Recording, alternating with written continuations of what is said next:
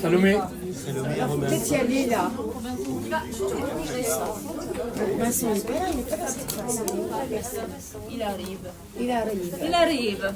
Alzate ancora il C'est pas grave, il y a la fin, attention. Un peu vite dessert, un peu vite dessert. Allez, hop. Pas peu pour lui. Alors. Bonjour à tous, merci beaucoup d'être là. On va vous lire des petits passages du livre Silésie que mon père avait enregistré sur un petit magnétophone les soirs de ce film-là qui était en Allemagne, un film de Peter Fleischmann, sur lequel il était assistant. Et donc, il raconte tout ce travail et cette joie et cette folie de ce moment. Donc, on va vous lire des petits passages. Et puis, on peut trinquer après, tranquillement, manger des petits trucs ensemble. Ça sera pas long. Et s'il y a une petite fille au milieu qui vous parle, c'est la petite fille de l'auteur. C'est la petite fille du caca. Voilà. Allez.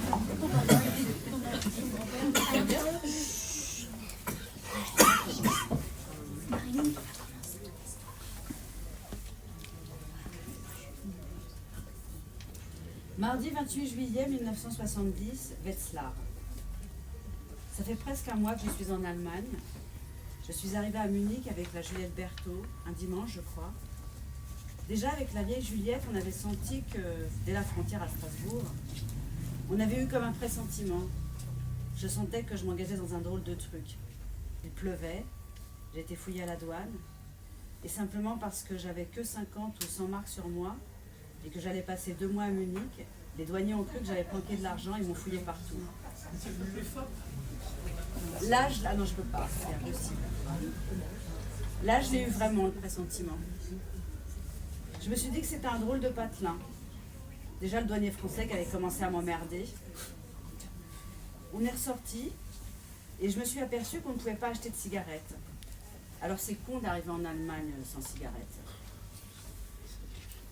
On a fait demi-tour, on est ressorti de la ville et à Strasbourg, à 8h30 du soir, c'est pas possible d'acheter des cigarettes, des gauloises, parce que tous les bars sont fermés. On a fini par échouer à la gare de Strasbourg, où j'ai acheté une cartouche, et on est reparti en Allemagne, où on est rentré ce coup-là sans problème. Il pleuvait vachement sur l'autoroute.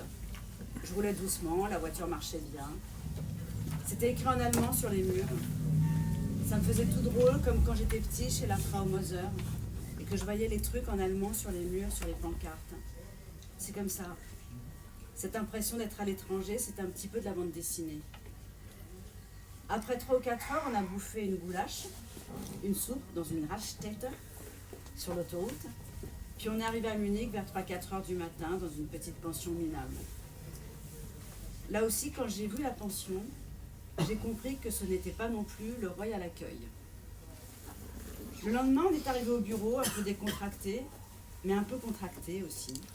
Moi avec mon petit ensemble de blue jeans tout neuf, la vieille Juliette, très Juliette. Alors on a vu le Peter Fleischmann, avec Carlo Fédier, le directeur de production. J'étais surpris par les bureaux. Les bureaux semblaient bien, très parisiens, genre moquette par terre, divan, lit, sympa. Et puis j'ai vu la seconde assistante arriver. Alors là, j'ai tout de suite compris que c'était pas l'équipe d'acier qui était en train de se faire. Elle était très exubérante, très actrice. Peter me l'avait déjà dit. Elle était bien trop normale, ordonnée, un peu bébête, concon. Et puis il y avait aussi Bernard Kimmel.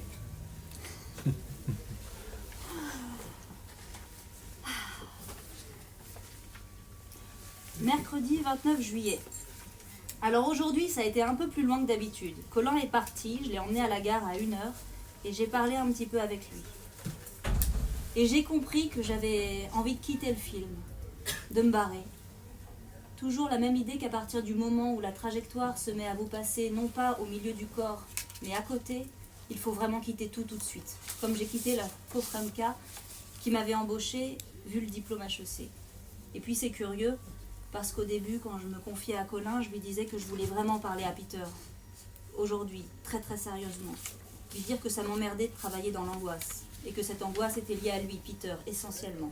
Et que je voulais pas être du tout traitée comme un kleps. Comme s'il était comme ça, et et que ça me porte pas forcément à conséquence, mais que ça m'emmerde. Disons que c'est pas une méthode qui conduit à l'efficacité, car si on me traite comme ça me fait pas tafouiller dans tous les sens. Et dans l'intérêt du film, si on veut, c'est très très mauvais, parce que je me bloque et que je pense à autre chose. Ce matin, j'avais vraiment envie de tout laisser tomber, et maintenant, ce soir, ça va un peu mieux. Non. Ah, tu veux. Ouais, super. Ce qui m'emmerde, c'est que je viens de comprendre que je peux pas rester assistante de cinéma. J'ai presque même pensé que j'allais peut-être pas continuer, pas le film, mais après. C'est-à-dire après avoir gravi la toute petite échelle de stagiaire à premier assistant en 2 ans, j'ai envie d'arrêter et de faire autre chose. Casser une vie de con, assistant.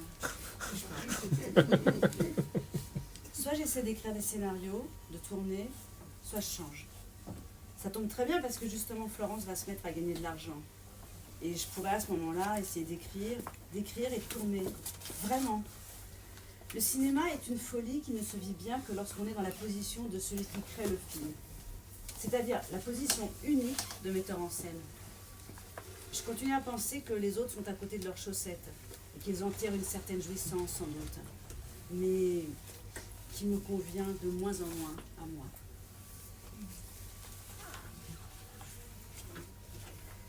Cet après-midi, j'ai vaguement fait des photos de gens qui venaient nous voir, et ce soir, j'ai fini par bouffer avec Peter. On a passé 2 heures ensemble. Et j'étais comme un tout petit garçon parce que tout ce qu'il disait était très très juste. J'ai essayé de lui dire pourquoi j'étais angoissée sur ce film, pourquoi je m'emmerdais presque, d'où venaient mes scrupules, et il a balayé tout ça d'un geste, avec une espèce d'élan vital, auquel je voulais adhérer et devant lequel j'étais maladroit, complètement maladroit, employant des faux mots, n'arrivant pas très bien à m'exprimer. Parce que lui exprimait très très bien ce qu'il voulait faire dans ce qu'il disait. Il expliquait tout très très bien. En plus, on avait bu presque 2 bouteilles, une chacun, encore un Côte du Rhône, 64, 12 ans d'âge à nous deux. Les 2 bouteilles, ça aidait un peu la conversation, mais moi, ça m'empâtait de plus en plus. Lui, ça le rendait plus incisif, plus intuitif. Et je suis toujours devant ce paradoxe que j'ai toujours pas saisi. C'est-à-dire que Peter sait bien que l'organisation, c'est pas mon fort, et en même temps, il fait confiance à mes qualités artistiques. Et ça, pourquoi, comment, en fonction de quoi, sur quels faits se base-t-il, sur quelles intuitions, j'en sais rien. J'ai essayé de lui redire hier, il n'a rien dit. Il a seulement dit, mais c'est évident. Et en voulant parler de ça, il parlait d'autre chose, de lui, de la façon dont il avait forcé les metteurs en scène en fonçant quand il était assistant. Et je sentais confusément qu'il avait complètement raison, que la trajectoire passait par lui, et qu'en même temps j'étais branchée sur une trajectoire semblable, et que j'étais un peu pitoyable, empêtrée devant lui. Lui, aucune fierté là-dedans, simplement le fait qu'il employait les mots que j'aurais voulu employer moi, et que je comprenais en même temps très très bien ce qu'il voulait dire, que j'avais qu'à fermer ma gueule parce que lui il disait, parce que ce qu'il disait lui, c'était la vérité profonde que je ressentais pour moi-même. Là, on va beaucoup plus loin. C'est moi quand je l'ai. Aujourd'hui, très très bizarre journée. On devait écrire la continuité avec Peter. On n'a rien fait du tout. Car ce matin, il a téléphoné à Orhut, un écrivain de plus, pour le mettre sur le coup du scénario et qu'il vienne travailler avec lui la semaine prochaine, c'est-à-dire à la fin de cette semaine. Lui, il est parti à Munich vers 4 heures. On a bouffé au Wetzlarerhof tranquillement avec Dib Lutfi et Carlo Fedier. Peter est parti et moi j'étais en pleine forme parce que j'avais proposé à Peter une espèce de chronologie de décor à tourner, assez logique, avec des dates qui lui ont semblé assez logiques. Je lui ai dit qu'à mon avis, on ne commencerait pas à tourner avant le lundi 17, alors qu'on devait commencer le 10. Il a eu l'air de trouver ça normal aussi. Et en plus, je lui ai proposé, pour la maison du curé que j'avais visitée, ce que je pensais, moi, faire comme aménagement. Et alors qu'il avait l'air d'avoir des idées précises là-dessus, il a tout de suite accepté mes idées. Il m'a dit, oui, demain, tu vas voir la maison évangélique avec Ebert. Ebert, c'est ce mec genre conservateur un peu anarchiste de musée, qui ressemble à Archibald de la Cruz et qui est un personnage intéressant dans la ville, un peu à part, le vieil original. Donc Peter me dit, va visiter la maison avec lui et puis essaye de faire quelque chose. Et tout ce que j'ai proposé, il l'a vraiment accepté tout de suite. J'étais très très étonné par ça. Parce qu'il n'avait pas vu les choses comme ça d'abord, le décor. Il a commencé à m'expliquer, puis je l'ai arrêté. Je lui ai dit, non, laisse-moi te dire ce que j'ai vu et puis tu me diras. Il m'a dit, ok, ouais, bon, d'accord. Mon principe, c'était de mettre au premier étage l'essentiel de la maison du curé. De construire dans la grande pièce commune plusieurs chambres, pièces couloirs, pour pouvoir jouer au maximum avec la maniabilité de Lutfi, qu'il puisse passer avec sa caméra d'un décor à l'autre sans qu'on soit obligé de tricher tout le temps. On va un petit peu plus loin. À l'heure qu'il est, je ne sais pas si Peter est revenu. Théoriquement, ce soir, il doit dicter ILE sur un magnétophone et le faire taper à la fille demain matin. On verra. On assiste donc au spectacle du metteur en scène qui a peur de son film, de son tournage, et qui ne maîtrise pas encore complètement son sujet, dont la suite logique est implacable. Et encore plus loin. Bon, j'ai retrouvé Peter et le décorateur architecte. On voulait visiter la tour et les cloches, voir un peu les problèmes qu'il y avait. Peter a commencé à râler parce que j'avais pas la clé. Il a fallu que l'Émile, tout sautillant, nous accompagne. L'Émile Bachmann. On est monté là-haut. On a regardé la tour et la chambre des cloches. C'est à ce moment-là que j'ai compris qu'il était inutile de se faire une montagne de problèmes tels qu'ils pouvaient découler de la lecture du scénario, de ce qui nous sert de scénario. En effet, dès que le metteur en scène est là, devant, en face des problèmes, il les résout. Et surtout, il propose autre chose. Il a envie d'autre chose. Il a d'autres idées. Et tout ça se modifie très rapidement. Donc, il vaut mieux le plus possible parler avec un metteur en scène plutôt que de réfléchir dans le vide et de réfléchir sur des phrases qu'il a laissées échapper comme ça et qui semblent lui tenir très à cœur. Encore plus loin. Alors là, le Cooper, le mec des United Artists. Ces questions quand on commence. Oui, tout est prêt, on a d'excellents contacts avec la population, etc. Moi, c'est le genre de baratin que j'hésiterais vraiment à faire. Et moi, l'assistant de choc, à 3 jours du tournage, même pas un plan de travail bidon à montrer. J'avais qu'une trouille, que les 2 gougnaves de Francfort la réclament. Ça m'aurait paru normal, moi. Tout à fait, que des gens qui balancent 150 briques veulent au moins voir le calendrier des travaux. Peter, lui, le prend très artiste. Moi, je me sens un peu l'écolier pris en faute. Cet après-midi, j'ai couru m'atteler à l'ultime fin du dépouillement. Passer 2 heures à tout revoir. Pour moi qui suis très, très lent pour ces choses-là. Tout ce qui demande de l'organisation sur du papier, j'y arrive très très mal. Je me gourre. Tout ce qui est liste, je sais pas faire. Et pourtant, j'aime bien.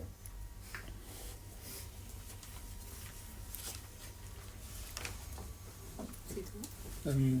Là, il y a Marilyn, 132, 133, 134. Ouais. J'ai plus de tête, je trouve ça très bien. Oui, c'est beau, hein. Pendant ce temps-là, avec Peter, j'ai senti le doux vent de la Vendée me souffler aux oreilles. La solitude responsable mais bénie avec le Jacques Rosier. Peter commence à dire « Qu'est-ce que c'est que ce film ? On me dit il faut un tel. Moi je rêvais de faire un film à 6. Qu'est-ce qu'on va faire ?» L'idée qu'il a eue, toute simple, c'est de virer Kimmel, de virer Reiner, de virer la secrétaire et de virer les 2 machinistes. Garder le chef machiniste, le chef électro. Moi je lui dis ça marche que si on n'a pas une date limite de tournage. Le film en 50 jours est déjà pas facile avec une équipe normale. Si tu veux maintenant une équipe réduite, tu regrettes même d'avoir pris un nageur du son. Alors là, ça devient de la folie pure. En même temps, j'étais tout heureux qu'ils disent ça. Il avait d'ailleurs retrouvé les mêmes arguments que Rosier. On a la même idée, en même temps, on rigole. Tu comprends? Si on a une petite équipe, on est fatigué, à un moment donné, on dit par exemple, on va tous au sauna. Oui, voilà, au sauna, exactement. Pareil qu'avec Rosier en Vendée, quand on avait apporté le bateau gonflable, histoire de se reposer un peu après les prises. En réalité, c'est un tel enfer à faire le boulot de 15 et tout seul que rien n'est plus possible. Mais c'est plus rigolo qu'en grosse équipe, d'accord? quitte à être peu, il faut vraiment être le minimum. Si les électriciens sont perçus comme des électriciens et que ça gêne, que ça perturbe l'ambiance artistique, plus d'électriciens.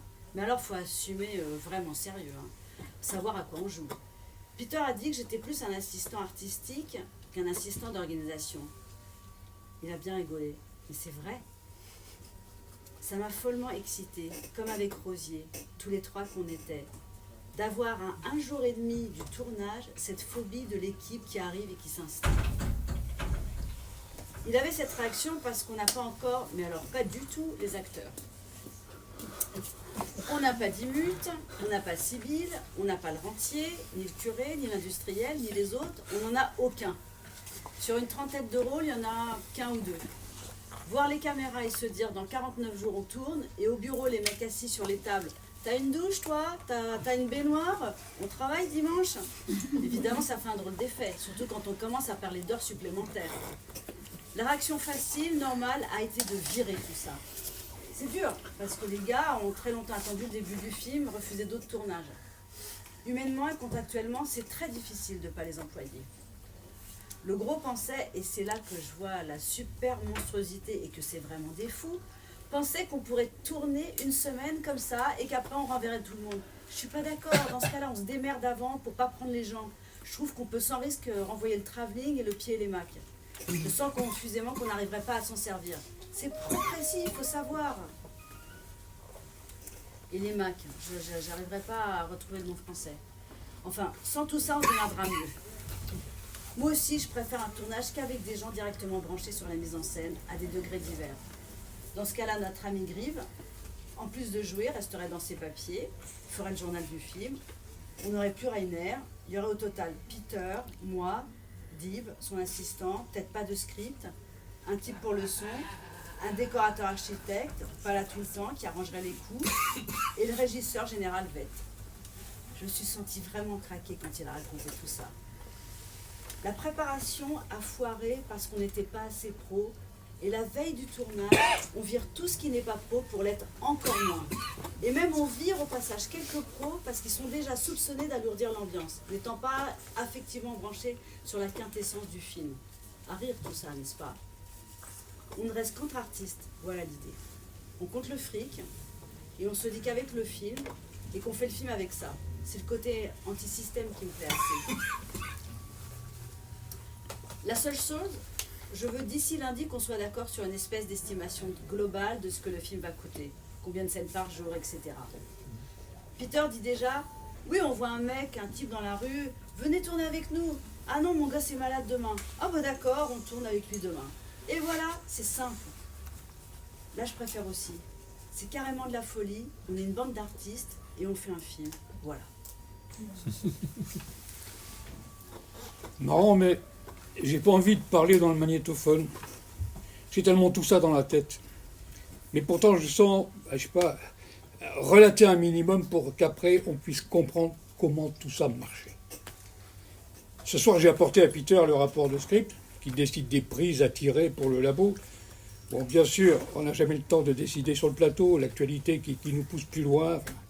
Au téléphone, il explique à la produ qu'elle doit tout organiser par moi, l'homme sandwich. Là, je me sens en pleine forme, très calme. Et c'est merveilleux, cette sensation, après 18 heures de boulot quotidien, après avoir écrit des rapports de script, appuyé sur des chronos, pensé à des plans, des axes, trouvé, répondu, sauvé des problèmes, ouvert des bouteilles de bière, sué, chié partout. Mais c'est vraiment agréable de se sentir aussi frais, aussi mobile, aussi doué pour la vie. Ah, c'est vraiment bien ça. C'est bien vrai.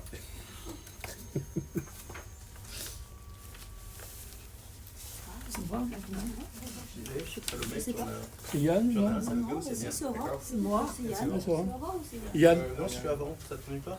C'est dans l'ordre du livre. On devait tourner La Chambre Hill, séquence numéro 7. Une froide et belle journée s'annonce. Il faut du soleil pour la séquence 7. Temps magnifique, comme la Vendée il y a un an avec Jacques Rosier. On regarde un peu le décor avec Peter, pas assez de livres d'école. Je l'avais déjà signalé à Jean-Marie qui s'était efforcé la veille de trouver quelques éléments de décor, un oiseau empaillé, une presse, des posters, enfin pas assez de bouquins d'école. Jean-Marie affirme qu'il a cherché jusqu'à 11h du soir la veille. On redescend au premier étage de la chambre des corps, qui est... C'est la chambre des corps qui est au second. Jean-Marie, brusquement, devant tout le monde, se met à agresser le gros d'une façon fantastique, en allemand et en français. De sa voix métallique claquante. « Ouais, Peter Flashman, tes méthodes, je peux plus les supporter, on fait pas un film de gauche avec des méthodes fascistes. Ouais, je parle en allemand pour que tous entendent, en comprenant, au moins que ça te gêne. Toi et JF, vous êtes complètement répressifs, vous êtes dans un univers de domination, vous exploitez les autres. Tu sais qu'ils ont besoin de ton argent, alors tu les exploites en les... » Un hystérique qui morifie, d'une violence, j'en peux plus. C'est la fin de Jean-Marie Aveslar, la fin de Jean-Marie dans le cinéma sans doute, la fin de notre longue amitié, je ne sais pas encore bien pourquoi, mais j'en suis certain. Et il continue. Toutes ces haines et humiliations personnelles qui arrivent, balancées dans une argumentation marxiste qui fait vrombir les murs, toute la baraque et les autres qui roulent leurs câbles en silence. JM rattrapant Peter par la manche, le coursant dans l'escalier, je leur ai bien éclaté. Le sentiment d'une fabuleuse perte d'énergie et de possible. Et dehors, un vieux Silésien qui veut absolument savoir quand on a besoin des enfants. On lui a dit que les enfants tournaient aujourd'hui et que s'il pouvait amener sa petite nièce, si elle n'est pas trop jeune, et à l'heure surtout. On est dans la ruelle devant la maison du pasteur. Il fait beau, dimanche, et les fidèles commencent à rentrer à la messe. Et le Jean-Marie Crochet, guévariste avec mon blouson jean, qui continue de glapir. Peter qui essaye de parler, il peut pas. L'autre est pas encore vide, il a de la ressource. Peter calme, m'étonne, si calme. Moi je rêve d'une énorme matraque. Et le Rainer qui arrive, traînant les pieds, tout haineux et braillard, lui qu'on n'entend jamais, il tire Jean-Marie par la manche. Laisse tomber Jean-Marie, viens donc au bistrot, c'est un fumier, un pauvre con. Jean-Marie dit bien la manière qu'on réprime Rainer, et les autres, il saisit la méthode. Le qui menait là à crever de frais, à glander sans un rond. C'était la journée Unheil über uns, le péril s'approche de nous. Et les petites filles autour qui jouent à la corde à sauter, le vieux qui insiste pour l'heure prévue du tournage. Les gars savent pas trop quoi dire. L'électricien Gernot, très sympa, dit qu'il y a du vrai, que Jean-Marie sur le fond dit des choses qui méritent réflexion. Laurent m'explique qu'il reste par amitié pour Dib et pour moi, qu'on est ces seuls deux qu'il apprécie, que Peter Fleischmann et son film le font gerber. Jean-Marie continue encore un moment, il va nous séquestrer, nom de Dieu. C'est la grève sauvage, son septembre 70 à lui, Wetzlar. Tu es mon employeur depuis 2 semaines, je me crève pour toi et maintenant j'ai le droit de te parler 1 heure si je veux. La grande forme, le Jean-Marie. Il casse complètement le tournage, juste au moment où d'une pichenette, les bouquins d'écoliers qu'il avait trouvés, il aurait pu être un peu mis en scène, passer le cap, les premières émouvances d'assistant mise en scène. Je savais qu'avec Jean-Marie, je risquais un éclat de ce genre, j'ai risqué, j'ai perdu. Profondément déçu pour lui, pour nous. Je m'attendais à le sortir un peu de sa merde, il ressaute dedans à pieds joints. Il confondait 3 niveaux, le film en général, ce film-là en particulier, et sa propre insertion dans la vie. Des mecs comme ça, qui ne marchent pas dans leurs bottes, attrapent au hasard un peu des casquettes politiques pour se sentir exister, portées par un discours. Là, je m'exprime mal, banal, et pourtant, j'ai le pressentiment, je suis sûr. D'un côté, il y a la vie, une façon évidente de recevoir et de faire les choses. De l'autre côté, une autre manière de recevoir cette vie, et d'être toujours à côté d'elle, de trouver des moyens pour arriver à sauter en marche, la politique ou autre chose. La politique est quand même plus fort parce qu'apparemment, la plus dialectique. Pas que Jean-Marie d'ailleurs, une partie de l'Acropolis aussi bien décidée à oxyre le gros et sa clique. Les fantoches ou causes. Une bande d'étudiants d'extrême gauche qui politisent les ouvriers, aiment scène de chasse en Bavière, mais qui du jour au lendemain, du jour où ils ont vu la Buick, notre Buick, tourner dans la ruelle, nous ont foutus américains, porteurs d'anti-Vietnam. On se méfierait jamais assez de notre entreprise fasciste. Il faut dire que le gros, avec sa tronche avenante et ses manières douces, a tout arrangé. La secrétaire du bureau et Rainer ont fait le reste, tapé à mort, cherché tous les vieux étrons à nous balancer, bien à l'allemande aussi. Jamais une tentative directe de discussion, l'ambiance rustique, des chocs de bière, et tout d'un coup, les nerfs de bœuf. Et puis l'intérieur librairie vient mal. La môme Alexandra Bekoyevitch fait ses adieux car elle doit partir. Retrouver ses macros munichois, pense le gros. D'un coup, on s'enferme dans la pièce centrale de l'Acropolis déserte. Conseil suprême de guerre. On ne vient pas nous emmerder ce matin avec le tournage. Quelle actrice pour Dimous? C'est la question pour une ultime fois. Le gros dit qu'on ne ressort pas sans avoir choisi. Je ne sais plus qui est là, chacun doit donner son avis motivé, etc. À la quasi-unanimité, on décide que Silke Kulik est mieux qu'Alexandra Bokoyevitch et que toutes les autres. Officiel, Silke de Hambourg est choisie définitive. Je suis soulagé comme si la moitié du film était tournée. Dimmus, ça tournait à l'obsession. Comme promis, les Mühlarbeiter arrivent avec leur camion poubelle. Gueulards, soûlards, sympas, ils rigolent, volent de la bière. Peter va retrouver un peu scène de chasse en Bavière, l'ambiance toute directe des ouvriers vrais, chaleureux tout de suite. La scène. Hilleux, en achetant des traductions de latin pour son bac, rencontre Sibylle, qu'il ne connaît pas. Émotion, regard, il en oublie ses bouquins, part.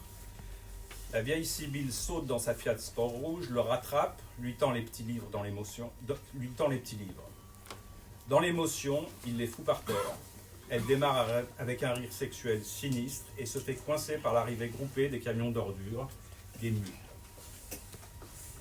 Les éboueurs s'arrêtent un peu n'importe comment et se mettent à leur casse-croûte, discutant ferme de la grève qu'ils vont lancer si l'industriel continue à les faire chier. Ils parlent de représailles, qu'ils ont carrément été traités de bougnoules, accusés d'avoir foutu leur mule de travers dans le fleuve, qu'ils ont tout pollué.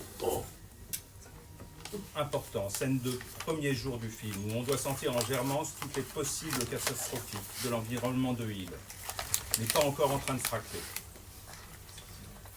Juste à côté de la librairie, la droguerie, et devant la porte, le droguiste, Christoph Geratz, arrivé en express de Munich, la nuit dernière, pour figurer dans ce plan. Il est fort gentil, cet acteur droguiste, tout content d'être enfin là. Le pauvre ne savait pas encore que sa compréhension lui ferait prendre sans cesse les trains aller et retour Wetzlar, au moins 23 nuits dans la dure Bundesbahn. Il ne s'est jamais plaint, cachant son angoisse dans des litres de bière. Je le croisais des fois la nuit, godant d'un trottoir à l'autre, les yeux éteints, murmurant des obscénités. Là, il était encore tout frais dans sa blouse blanche, devant la porte, d'homme place. Peter secoue Dib, sa manie du reportage qu'il le prend. La grosse caméra entre ses solides paluches, le Dib évolue à travers les moularbeiters qui s'engueulent. Ballet. Le Dib est né cosmonaute, fait pour la lune, dansant au ralenti. Ah, mais attention, Dib, pas trop théâtral, hein, pas brésilien. Laro, ça sert à rien si personne ne traduit. Dib, le gros s'énerve, craint que le style chaloupé de Dib n'aille pas du tout avec ses prolétaires au combat. Bon, d'accord. Là, il se rassure un peu. Allez, hop, un magasin, 120 mètres à la mer. Et Jean-François, la famille de la catastrophe des loyers. Kezako. Oui, écoute, je pense que ce serait bien si on voit, pendant que il ramasse les petits livres, que derrière on voit une dame avec des enfants pauvres qui s'engueule avec son mari, elle ne peut plus. Les loyers vous manquent toujours. Non, elle s'engueule plutôt avec une autre grosse femme. Son mari veut l'entraîner. Et il entend la conversation. Il regarde Sibylle, elle ricane. Le gros éclate de son rire sardonique. Je suis déjà parti, la petite ruelle à côté, numéro 13. Chercher Madame Sichting. Je crie, elle est à la fenêtre, de venir tout de suite. Pour le film, oui, maintenant, avec tous les enfants. Kindermit, pas laver, surtout pas, ils sont très bien comme ça, mère de Arabie. Elle arrive, je l'entraîne par le bras pour être sûr. La rue est barrée par nous, à 10 mètres et devant le poste central du commissariat. Hauptwache. Les pieds nickelés de la production s'arrachent, s'affluent au bas de la semelle, veulent que les flics nous autorisent, qu'il ne faut pas improviser au dernier moment. Joseph Molders, le patron du Rote Salon, tire la tronche de 100 pieds de long. Lasque, avec sa petite moustache, essaie bien parfois de se mettre dans le coup, il faut dire la vérité, il glapit, son accent terrible nasillard, gambille de mieux qu'il peut, se fout au travers du champ, dans les chaloupades du vieux Dick, qui lui ne prévient personne, grogne juste des fois quand Peter s'accroche à ses manches. On met tout en place, plus tard la bouffe, après le soleil. On fait un plan USA avec la caméra et Dib fixé au capot de la Fiat. On essaye 15 manières, de dos aussi, panneau sur la Fiat qui démarre renversant des poubelles. Un petit rien pour muscler la scène, que l'accessoiriste va en vitesse voler chez les voisins. Toute la place regarde le tournage, les flics aussi, et j'ai les notes script à prendre, mouvement des figurants, les enfants Sichting parfait. Tout ça fonctionne très bien. Le gros veut quelques plans de coupe, histoire d'être couvert, bardé pour le montage. Tout est possible, toujours. Le Fialkowski nickelé secoue la tronche d'un air là, épuisé de compter les chapeaux qui volent. Pas compris qu'on n'est plus du tout dans le Setsono système, mais dans un système autre, dont chacun doit trouver les fondements, en même temps que son efficacité personnelle, et sa propre zone de refuge de récupération.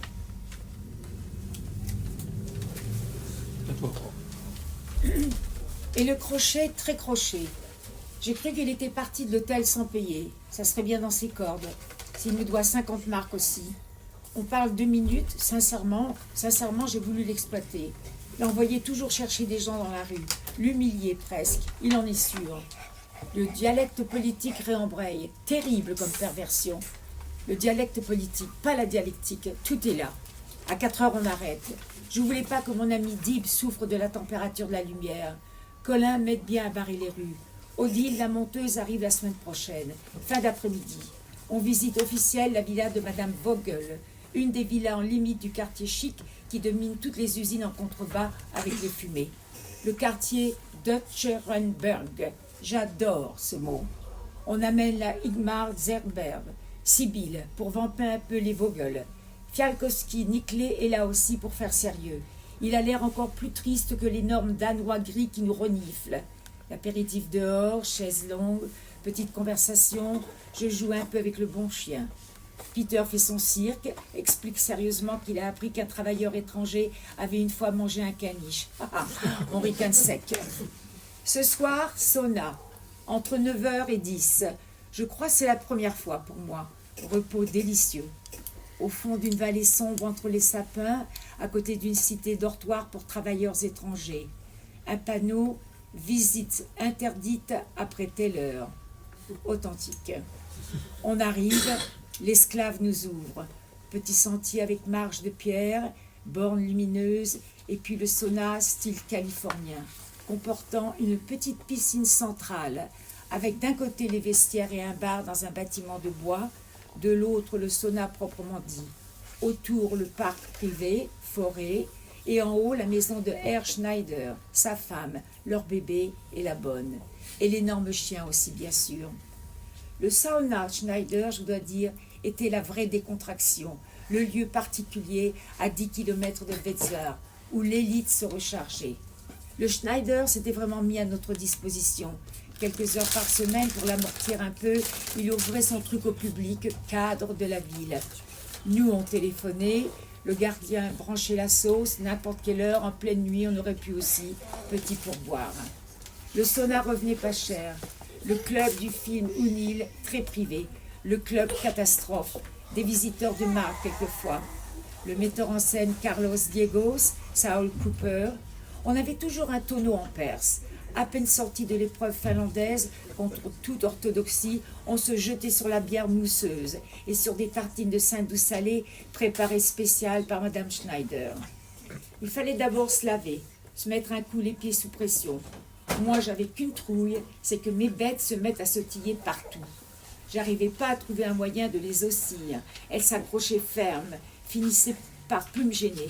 À la fin, je les ai eues avec une solution au cuprène, vraiment radicale, mais qui me dégageait une odeur forte de pétrole et de cuivre. Lavé, on rentrait dans le four. 5 mètres sur 3, 2,50 mètres de haut et des clés de bois 2 étages pour rôtir. Tout sec, surchauffé, vapeur invisible. On essayait de monter le plus, 100, 105, 110 degrés. Le gros était tout le temps à mater le thermomètre, le sablier qui s'écoule. Quand on crève pas quand même, quand on crève pas. Sans lunettes, il était comme une taupe, me faisant vérifier ses observations. On avait la truc que la porte se coince. Il y a juste une petite vitre. Dehors, tout de suite la douche glacée dehors, suffoquée, puis plouf, un coup dans la piscine, les grands jours, séché, frictionné, peignoir, sandales et hop, petite promenade, le corps fumant et toute cette vapeur qui monte dans la nuit. On était un peu fantomatique, éclairé de biais par les bornes lumineuses. 3 fois tout le circuit, c'était la dose pour être reposé, détendu, et puis le bar. Et le gros qui compte son pouls, il savait faire battre à 140, moi à 90, s'angoisser qu'un pouls si rapide tiendrait jamais toute une vie de chien. Moi je m'inquiétais discrètement de mes bestioles, espérant qu'elles n'avaient pas tenu choc. Après le sauna, l'Acropolis où je bouffe seul avec Michael le patron. Le droguiste cause à son verre de bière, tangue. Michael m'explique comment il s'en sort. Je suis heureux qu'il se débrouille, vendant sa cuisine habitée à Jean-Marie et aux autres dialecteux. On parle de nourriture tous les deux, allemands par force, demi-nègres. On se comprend très bien, très très bien même. Suzanne Schiffman, au téléphone, me dit « Jean-Pierre Léo est arrivé aux USA, où domicile conjugal marche superbement. Je me demande si le François m'a mis au générique. Voilà. Quelle fatigue. Bon, ce soir, j'ai téléphoné au 17 à Saint-Paul-en-Forêt dans le Var, France. Causé à Charlotte, mère de Michel Auclair, mon parrain de cinéma. Mes parents étaient là. Ils étaient un peu inquiets. J'ai senti ça dans la rudesse décontractée de mon père. Florence a encore décrit des conneries, que j'étais au bord de la crise, que personne ne reverrait jamais. Tout va bien, je me couche. Je suis obligé d'attirer l'attention sur l'incurie notoire de la production. Toute la journée, planté sur le tournage, au moins l'un des deux a gégénié sans arrêt. Hier, en dessous de ma gueule, je voulais écrire complètement une feuille de service. J'avais déjà fait un modèle. J'ai demandé qu'on renéote un tas d'exemplaires pour aller plus vite, chaque fois. Eh ben, j'ai jamais rien eu d'eux. Pour le raccord librairie, il fallait la rue dans le même état que la veille. Vide. Ya. Et ce matin, elle était pleine de bagnoles. Que Garnold, machiniste de génie, a eu le coup pour affûter en vitesse les divers proprios qu'ils ôtent leur cadre. Ah, bravo. Bravo aussi pour les Grecs. Aucun zéro. Mais Stetsonos, pour la villa industrielle, Lenny Clay explique que le beau-fils de Madame Vogel est furieux, qu'on devait tourner chez la dame pendant les vacances et que maintenant, ils sont tous rentrés. Et on tourne demain. Alors, justement, le gars, c'est le bon chrétien qui me parlait de Juan Quinquin. Il est effectivement plus content. Me demande qui c'est là, le frisé de la produc, le petit moustachu, si des fois il se prend pas pour Napoléon. J'ai perdu ma page. Oh, mais je vais la retrouver. Oui, donc je disais que j'ai perdu ma page. Napoléon. Ouais, non, c'est bon. C'est bon. Donc il se prendrait pas pour Napoléon, là, qui téléphone à Madame Vogel à 8 plombes du mat, là. Et justement, le las, sa moustache, eh ben, il passe dans le bistrot. Et il arrive bien, lui. Alors, il m'annonce que la projection nocturne des Rushs aura pas lieu. Alors d'un coup, le Vogel Junior, il vire rouge, ses yeux brillent derrière ses lunettes, et il m'agrippe par le bras, il me parle, rugit sourdement. Mais François, j'aimerais qu'après une bonne journée de travail, tu puisses boire un fer tranquille, que n'importe quel peigne-cul vienne te déranger. Ah, besonders, wenn du an meinen... Là, je suis tout espagnol. Surtout quand tu es assis à ma table. Je pourrais le dire à mon directeur de production que la prochaine fois, il arrange ça tout net. Hein. Je m'attendais guère à une pareille vigueur, moi. Alors la production sans faire. Le Joseph, quant à lui, il est carrément naze. Hier, il en passait pas une à l'apéro. L'autre, c'est qui fait le comique, là. Il nasille, pire que jamais. Il sautille en saccade. Il imite Charlot, des temps modernes. Il arrive le bras levé. Yann c'est moi, Yann. Halt Augenblick un moment, ça veut dire... etc. Lui aussi, bientôt, il pourra ouvrir un magasin de bâches. Les deux se relaient pour coincer Peter, ou lui téléphoner, expliquer qu'ils viennent encore de sauver le film in extremis, et que ça a encore failli. Enfin, bon, il l'avalanche sans cesse, comme si la croix n'était pas déjà assez lourde à porter. L'énergie qu'on gaspille. Alors, Colin, lui, il me remonte le moral à tout crin. Il m'explique que, comme j'étais fantastique aujourd'hui sur la place, fabule un peu ma forte perception des choses. Oui, Igmar Zimberg, elle aussi a remarqué. Ah, il est marrant, Colin, timide et direct, très respectueux, très civil, en même temps affectueux. On se comprend bien, d'une épaule l'autre, et paf, hein, on repasse, on fonce tout le terrain en diagonale, on balance réciproque, et l'autre, il est déjà là, allez à fond, hein. Ah, les compliments du Colin, il serait déplacé dans la bouche de l'autre, mais lui, il fait passer. Mais on y croit sans vraiment savoir. Ah, je le ferai, ton film. Encore. Alors là, je suis tout de suite montgolfier, moi. À chaque fois, ben, je décolle aux anges, moi. L'effet marche à 100%. Et il me remonte. Alors, pas le moral, parce que le moral, en ce moment, il est d'acier plombé et la frite de cheval plein sang, mais c'est agréable. Il me donne, reflète une image bien, quoi. Pas le Steph dans une activité trébuchante, trimballante, mais l'image d'un mec qui fait vraiment quelque chose, quoi. Peter, t'arriverais pas à tourner son film si j'étais pas là. Et ça, il le dit. Bon, c'est sans doute exagéré, mais c'est pas déplaisant d'entendre pour une fois un truc agréable. Merde! Content de sentir autour de soi des gens qui n'ont pas de moi l'image précise, celle que j'ai de moi-même, quoi. Enfin, un être timide, trop retenu, velléitaire et incapable, voulant le bien, mais ne pouvant pas, l'image d'un type qui fonce, pleine trajectoire. Ah, je crois que tous les moteurs tourneront, hein. Ça doit continuer. Je sais d'ailleurs pas où, mais enfin bon, ça n'a aucune importance. L'essentiel est vraiment de marcher dans son ombre. J'ai dit ce soir à Madame Zeisberg, en montant dans la Tennisplatz, Man muss on doit se promener dans son ombre. Et oui. Faudra que je raconte tout ça au vieux Fassbinder à Paris, à l'hôtel du Châtelet. Hein?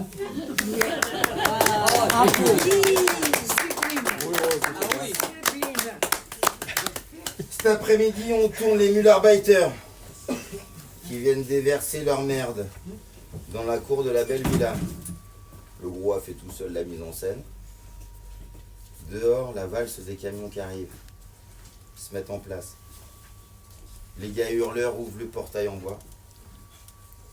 Le plus énorme des camions passe en marche arrière et bascule sa benne broyeuse avec une tonne de merde noire. Compacte.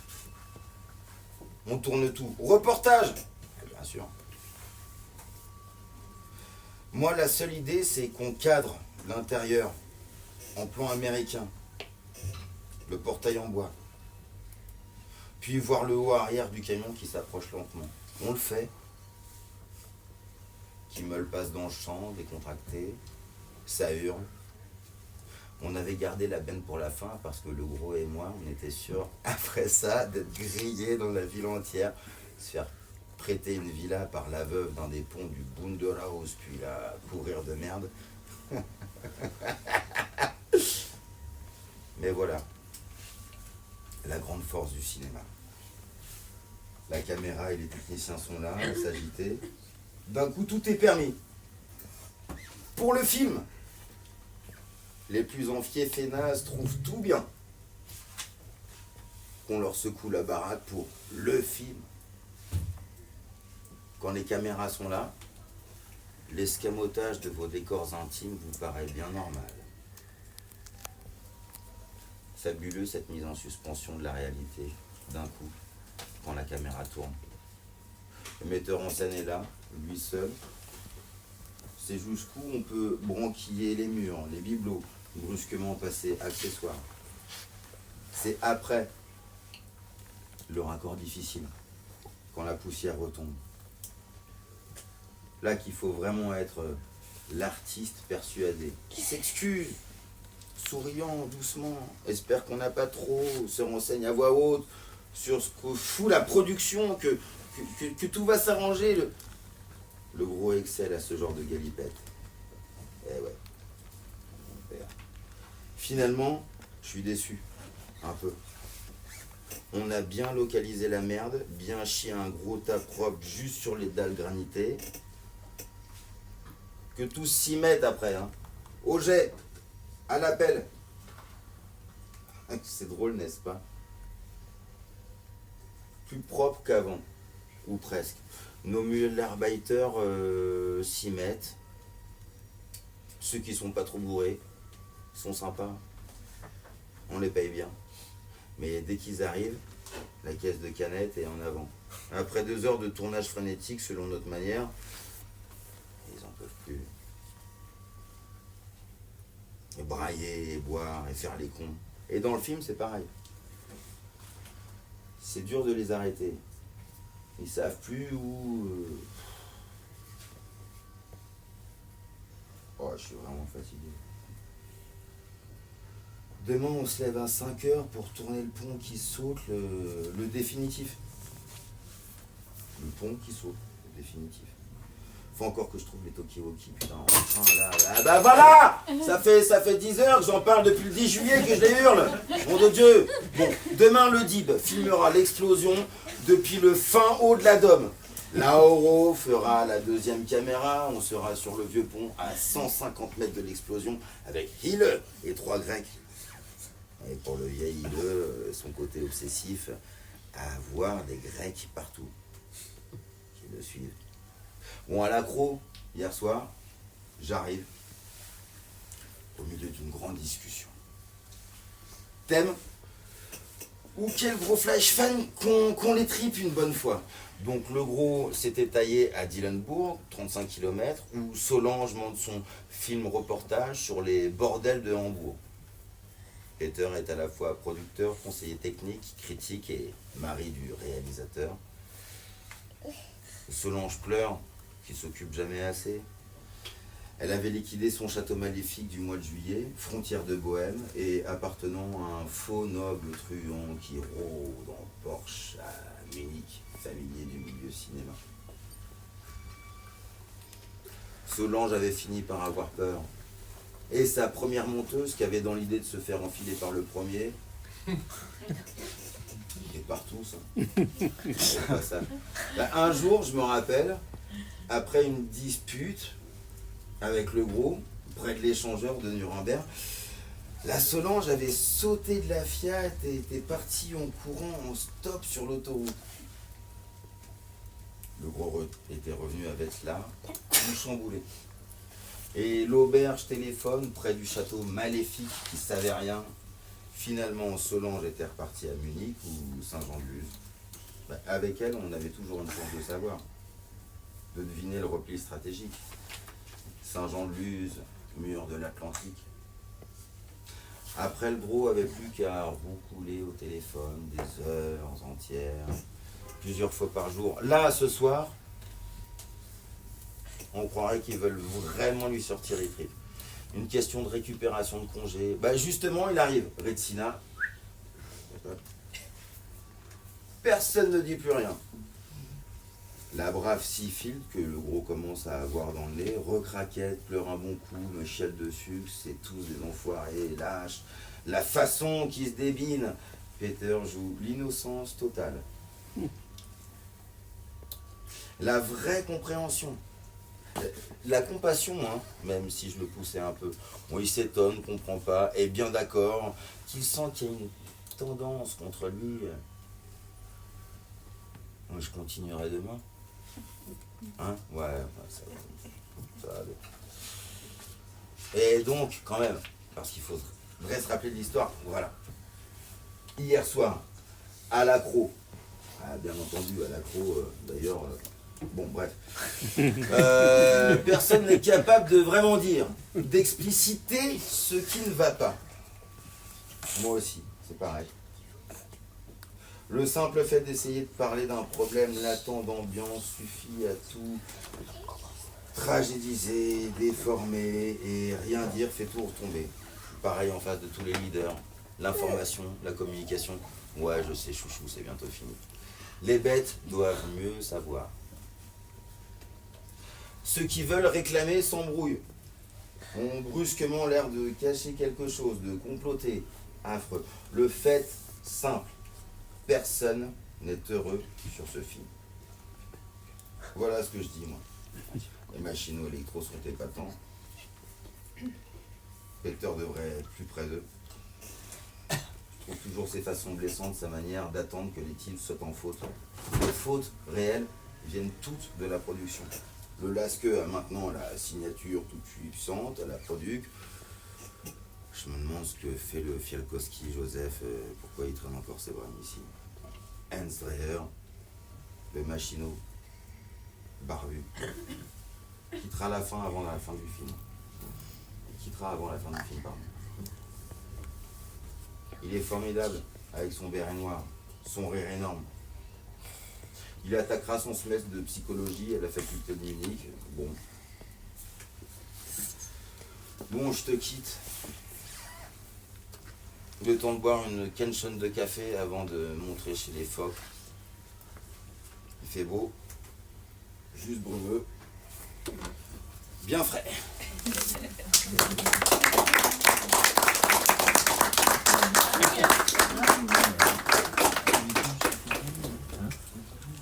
Bon bah juste bien frais, alors on se fait un coup de rétina ou quoi? C'est quoi? Merci d'être tous là, putain, mais c'est trop beau, c'est trop bien. Merci, c'est vraiment beau. Trop bien.